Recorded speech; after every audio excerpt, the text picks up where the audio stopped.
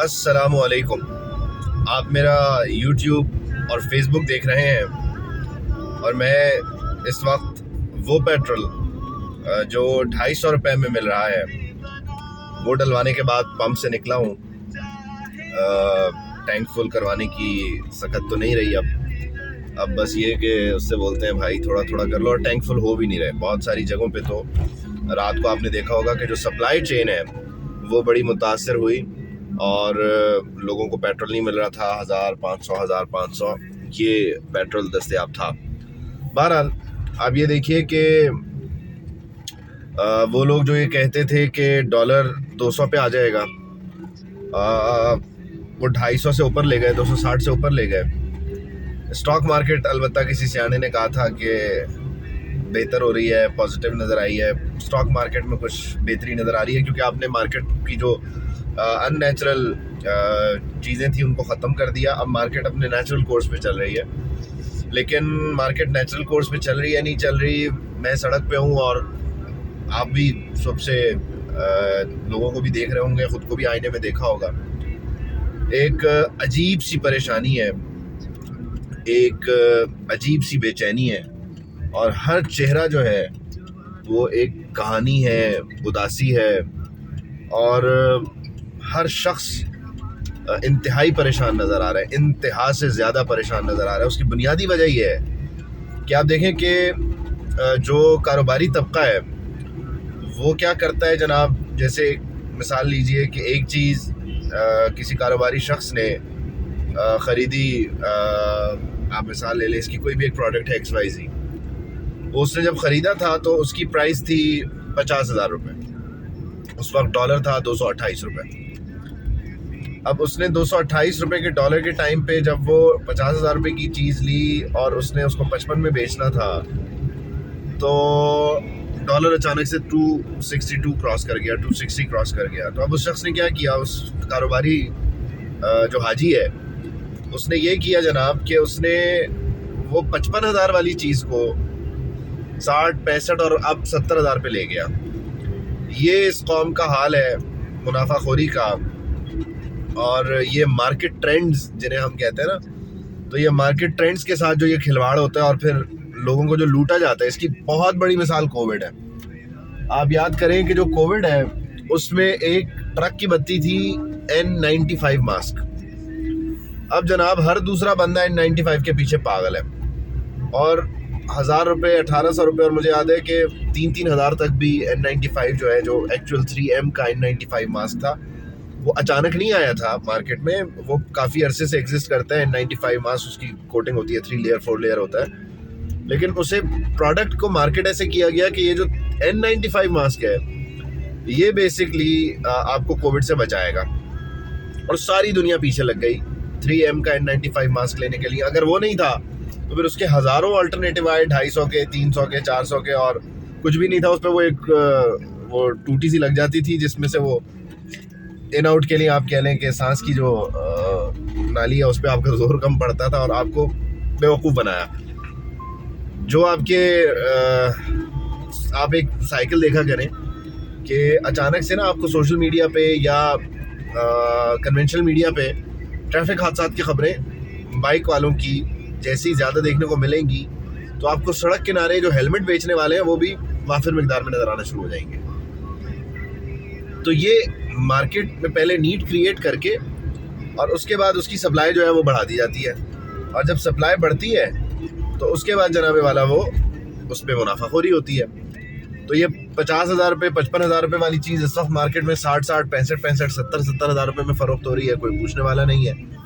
اس کے علاوہ جناب والا صورتحال یہ ہے کہ آپ اس وقت جو بدترین مہنگائی ہے اس میں جو شخص 500 روپے کا پیٹرول ڈلوا رہا تھا وہ ڈلوا تو 500 کا ہی رہا ہے، لیکن اس بیچارے کو جو پہلے کوانٹٹی مل رہی تھی وہ کوانٹٹی سے ہاتھ دھو بیٹھا، وہ کوانٹٹی کمپرومائز ہو گئی. اب جی صرف اور صرف آپ گالیاں دے سکتے ہیں. اب پتہ نہیں چل رہا گالی بھی کس کو دینی ہے، غصہ کس پہ نکالنا ہے، اور فرسٹریشن جو ہے وہ کہاں جا کے باہر بندہ نکالے، کس سے نکالے. تو اب ایسے میں کچھ لوگ جو ہیں وہ مریم بی بی کو، نواز شریف کو، شہباز شریف کو گالیاں دے رہے ہیں. کچھ لوگ جو ہیں وہ جناب والا گالیاں دے رہے ہیں عمران خان کو، کچھ لوگ اور لوگوں کو گالیاں دے رہے ہیں.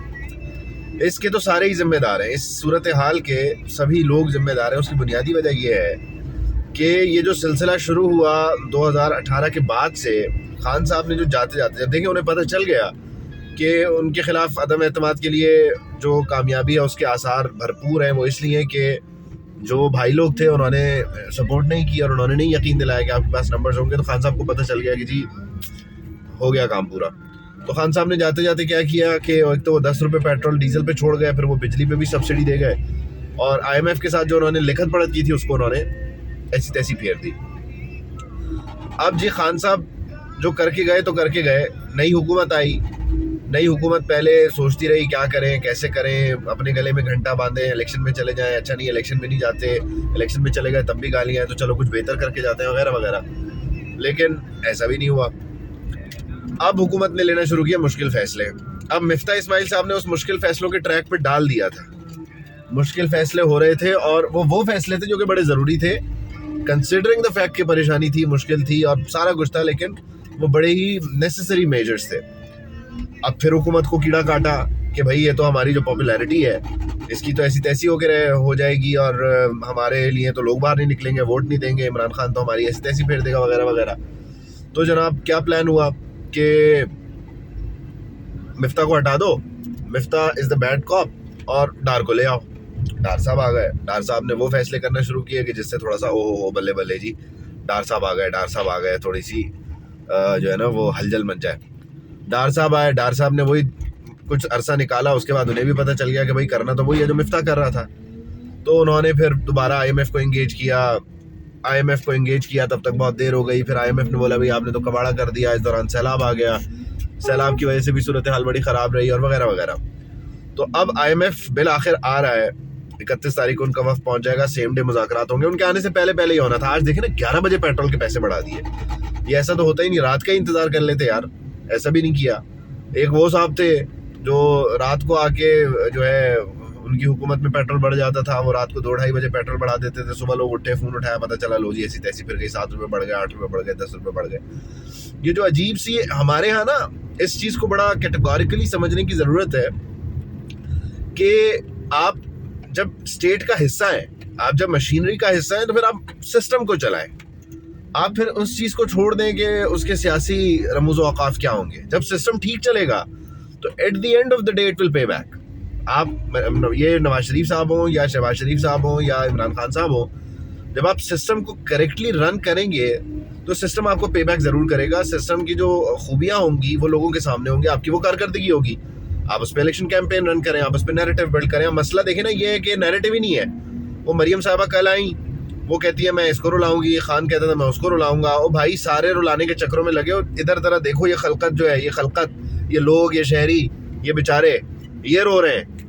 آپ نے ایک دوسرے کو جو مرضی کرنا ہے کرو، آپ ہمیں نہ رلاؤ یار. آپ کی مہربانی، آپ کا بڑا احسان ہوگا. آپ خدا کا خوف کرو، ان لوگوں کو رلانا بند کرو. آپس میں آپ ایک دوسرے کی شلواریں اتارنا چاہتے ہو، جو مرضی کرنا چاہتے ہو کرو. لوگوں پہ رحم کھاؤ. اور اس میں جو بڑے لوگ ہیں، بھائی لوگ ہیں، جن کی بات سنی جاتی ہے، مانی جاتی ہے، سمجھی جاتی ہے، ان کو بھی یہی مشورہ ہے، ان سے بھی یہی درخواست ہے کہ بھائی آپ کا بڑا احسان ہوگا، آپ کھلا کر سامنے آ جائیں. آپ نے جو بھی کرنا ہے کروانا ہے کروا لیں. آپ بلیک میل نہ ہو. آپ نے جو آپ کے جانے آپ سے پہلے والوں نے جو کیا جاتے جاتے چلیں ٹھیک ہے، لیکن آپ اب جو چیزیں ہیں ان کو کریکٹ کر لیں اور سسٹم کو اس کے نیچرل کورس پہ چلنے دیں. ملک خدا نخواستہ بادل ناخواستہ ڈیفالٹ کی طرف جاتا ہے تو بہت سارے لوگوں کا مسئلہ ہے. اس پورے ہماری سلامتی کا مسئلہ ہے. ہم ایک نیوکلیئر اسٹیٹ ہیں، ہم کہاں جائیں گے؟